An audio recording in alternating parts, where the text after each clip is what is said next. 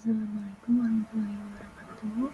Saya Ronan Arini Safila ingin menjelaskan presentasi UAS dengan judul Jalur Metabolisme Zat Gizi Makro, Karbohidrat, Lemak, dan Protein dalam Fat State, Fasted State, dan Starvation.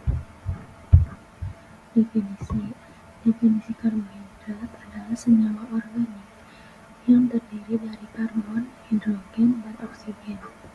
Karbohidrat merupakan sumber energi utama tubuh yang mudah digunakan dan disimpan. Definisi lemak adalah molekul yang terdiri dari asam lemak, gliserol, sebagian besar bersifat hidrofobik dan tidak larut dalam air. Lemak berperan sebagai cadangan energi jangka panjang serta komponen struktural membran sel. Definisi protein adalah molekul besar yang terdiri dari rantai asam amino yang dihubungkan oleh ikatan peptida protein dalam pertumbuhan, perbaikan jaringan, dan berbagai fungsi biologis. Lalu ada proses karbohidrat.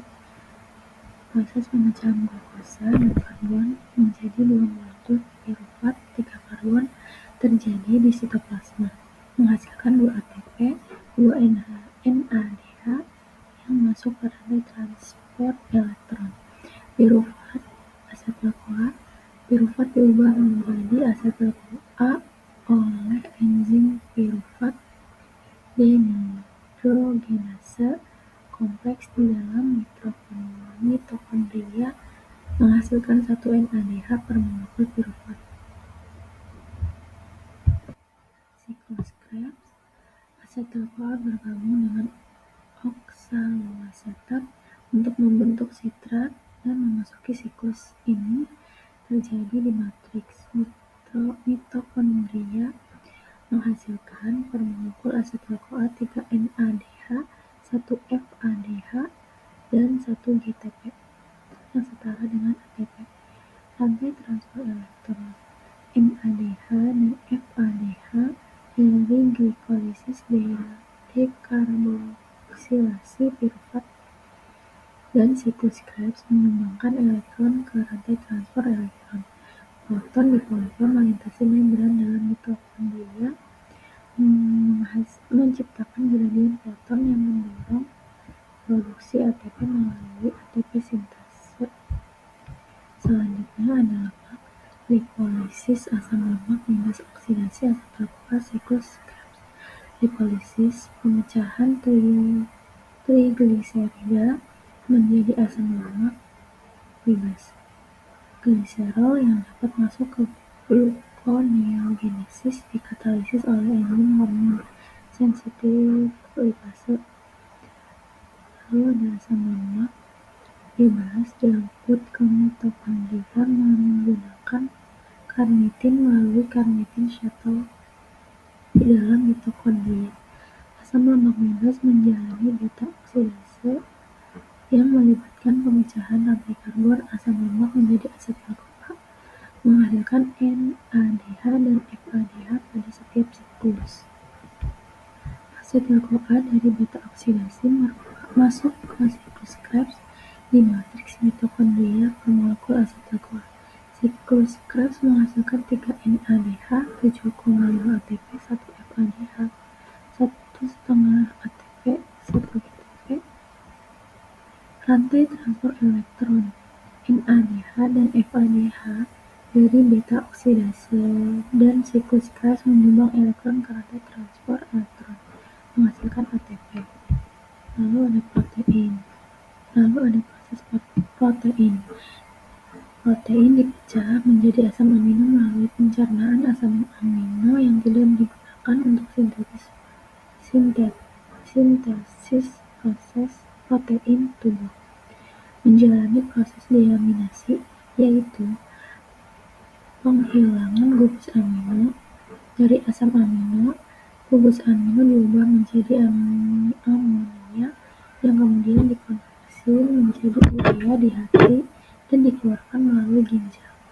Rangka karbon Rangka karbon yang dihasilkan masuk ke jalur metabolisme berikut: gluconeogenesis siklus Krebs. Rangka karbon dari asam amino glukogenik seperti alanin dan serin diubah menjadi glukosa. Proses ini terjadi di hati dan sebagian kecil di ginjal. Glukosa yang dihasilkan digunakan oleh otak, eritrosit, dan jaringan lain yang bergantung pada glukosa. Masuk ke siklus Krebs. Rangka karbon dari asam amino ketogenik seperti leusin dan lisin diubah menjadi asetil-CoA atau senyawa lain dalam siklus Krebs, seperti alpha-ketoglutarat, succinyl-CoA, pengarat. Hasil energi NADH, FADH, dan GTP dihasilkan selama siklus Krebs yang kemudian digunakan dalam rantai transport elektron untuk produksi ATP. Selanjutnya ada respon tubuh terhadap keadaan metabolik, fat state, dominasi hormon insulin, penyimpanan energi, glikonesis karbohidrat, lipogenesis lemak, dan sintesis protein. Fast state, dominasi hormon glukagon, pemecahan cadangan energi, glycogenolysis, lipolisis, dan gluconeogenesis. Starvation, dominasi hormon kortisol, adaptasi metabolisme, lemak menjadi sumber energi utama, ketogenesis, protein dipertahankan seminimal mungkin untuk menjaga fungsi vital. Kesimpulan dan implikasi klinis. Keseimbangan asupan zat gizi makro adalah mendukung metabolisme energi optimal, mencegah penyakit kronis terkait gizi, dan menjaga fungsi tubuh pada berbagai kondisi metabolik seperti fat state, dan starvation state. Adaptasi metabolik adalah mekanisme bertahan hidup yang memastikan tubuh tetap mendapatkan energi dalam berbagai kondisi. Fat state menyimpan energi, wasted state mengakses cadangan energi, starvation state mengoptimalkan penggunaan energi dan melindungi organ vital. Sekian dan terima kasih presentasi saya akhiri. Assalamualaikum warahmatullahi wabarakatuh.